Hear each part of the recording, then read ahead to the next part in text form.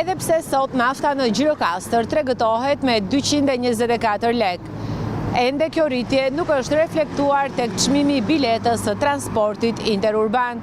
Por megjithatë, nëse kjo rritje do të vazhdojë, edhe operatorët e transportit raportojnë se do të kemi një rritje të çmimit të biletës.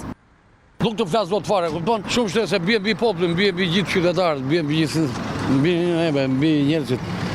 Ne jemi edhe taksa pagues, nuk e përballojmë dot. Për momentin ne nuk e kemi rritur, po do rritet. Me të keq, me debate, si thonë. Vjen tjetri, s'është për të thënë, po njëri mund ta ketë dëshirën e mirë për të paguar, kupton? Njëri jo.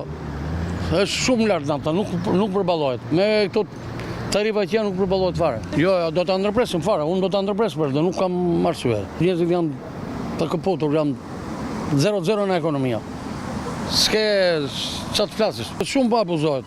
Abuzon edhe i shitsi karburantit, abuzon edhe i transportit. Ne po bëjmë gjembelan, se unë jam taksigjia aty, edhe gjembelan me pasagjerë, se ne duam të grem biletën ashtu, se po e marrim naftën po vetëm me 3.000 lekë.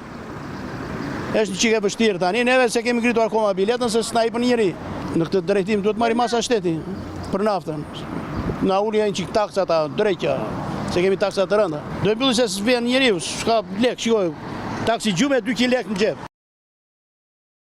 Nga një vëzhgim i bërë gjatë ditës së sotme në Gjirokastër, në tregun me pakec, sot nafta tregëtohet me 224 lek, benzina me 181 lek dhe gazi 75 lek, ndërkohë që shumë qytetar gjatë ditëve të fundit po i drejtohen shtetit helen për të furnizuar me karburant.